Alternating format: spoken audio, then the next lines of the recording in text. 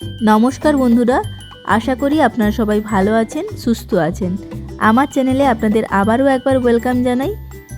এখন বাজারে গেলে শুধু বাঁধাকপি, ফুলকপি আর শিমের মেলা।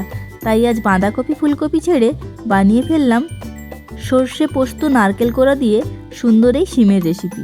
চলুন তাহলে দেখে নেওয়া যাক এই রেসিপি।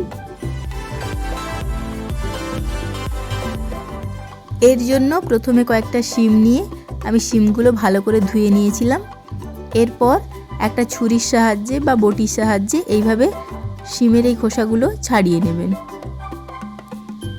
আমি তো প্রথমে ট্রাই করলাম একেবারে তোলার জন্য, কিন্তু উঠলো না, খুব নরম শিমগুলো।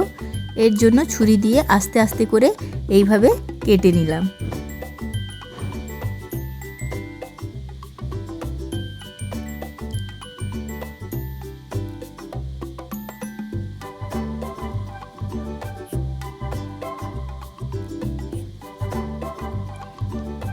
দেখুন, এইভাবে আমি পরপর শিমগুলো কেটে নিয়েছি। তারপর আবারও একবার জল দিয়ে ধুয়ে নিয়েছি। এরপর ছুরির সাহায্যে শিমের পেটটা এইভাবে কেটে মাঝের অংশ থেকে বীজগুলো বের করে নেবেন।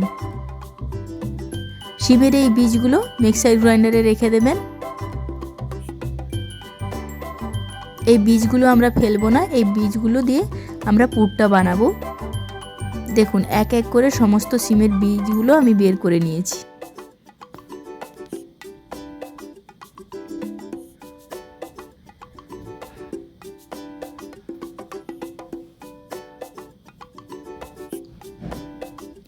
শিমগুলো খুবই নরম আর বীজগুলো খুবই ছোট।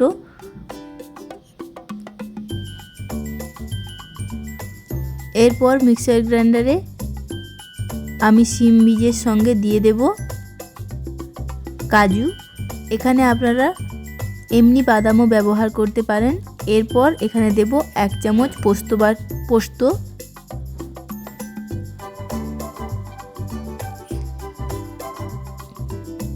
সঙ্গে দেব 1 চামচ কালো সরিষা।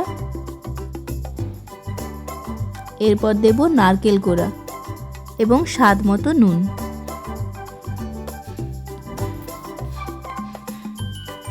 এরপর আমরা পেস্টটা রেডি করে নেব এবং কাঁচা লঙ্কা দিয়ে দেব।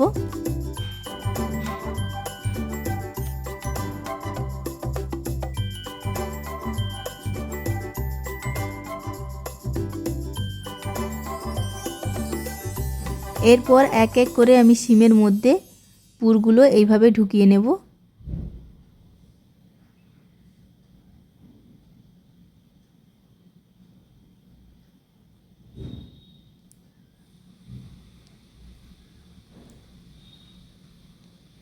দেখুন, এইভাবে আপনারা পুরটা ভরবেন। এরপর আমার সমস্ত এখানে শিমের ভেতরে পুর ভরা রেডি। দেখে নিন, এইভাবে হবে। এরপর এই শিমগুলো ভাপাও করতে পারেন। তার জন্য আমার একটা দিদিভাইয়ের চ্যানেল আছে, বর্ণস ডায়েরি। আমি নিচে ডেসক্রিপশানে ওনার লিঙ্কটা দিয়ে দেব, আপনারা দেখতে পারেন। ওই ভিডিওটাও খুব সুন্দর। আপনারা যদি ভাপা করতে চান, এরপরে ওনার ভিডিওটা দেখবেন। এরপর আমি একটি পাত্রে বেসন নিয়ে নিলাম পরিমাণ মতো। এরপর দেব স্বাদ মতো নুন, অল্পখানিক হলুদ গুঁড়ো, এরপর দেব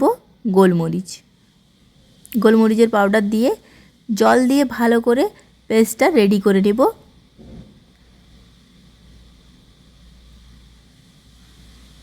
ব্যাটারটা খুব বেশি পাতলা করবেন না।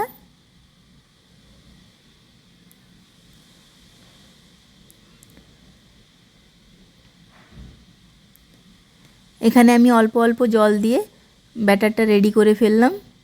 এরপর আমি দেব অল্প একটু বেকিং সোডা। ভালো করে মিশিয়ে এইটা রেখে একটি কড়াই নিয়ে তার মধ্যে পরিমাণ মতো তেল দেব। এরপর পুর ভরা শিমগুলো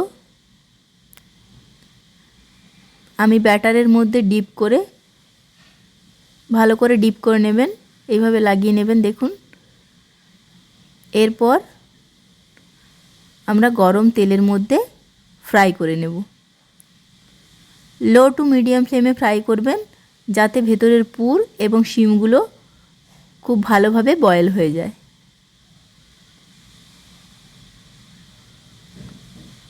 সত্যি বলছি বন্ধুরা, দুপুরবেলা গরম ভাতের সঙ্গে এই রেসিপি একদম পারফেক্ট। আপনারা বাড়িতে অবশ্যই এই রেসিপি একবার ট্রাই করবেন এবং কমেন্টের মাধ্যমে জানাবেন কেমন লাগলো আপনাদের।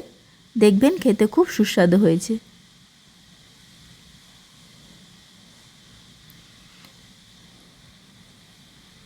এইভাবে আমি চামচের সাহায্যে এপিট ওপিট ভালো করে ফ্রাই করে নেব।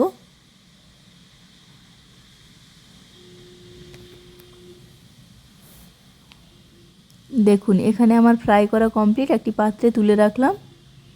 আমি আবারও বাকি সিমগুলো একই প্রসেসে ফ্রাই করে নেব।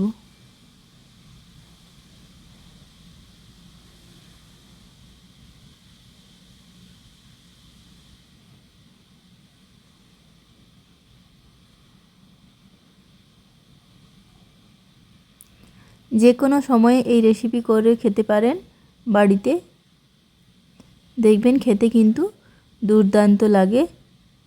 এরপর বাকি শিমগুলো আমার এখানে ফ্রাই করা কমপ্লিট।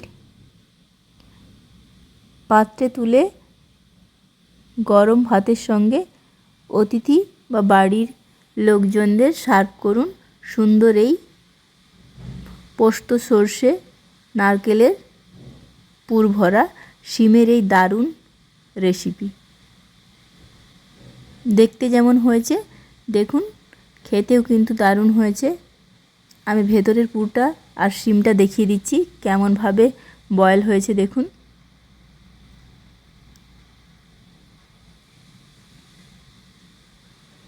আপনারা এই প্রসেসে একবার বাড়িতে এই রেসিপি ট্রাই করবেন,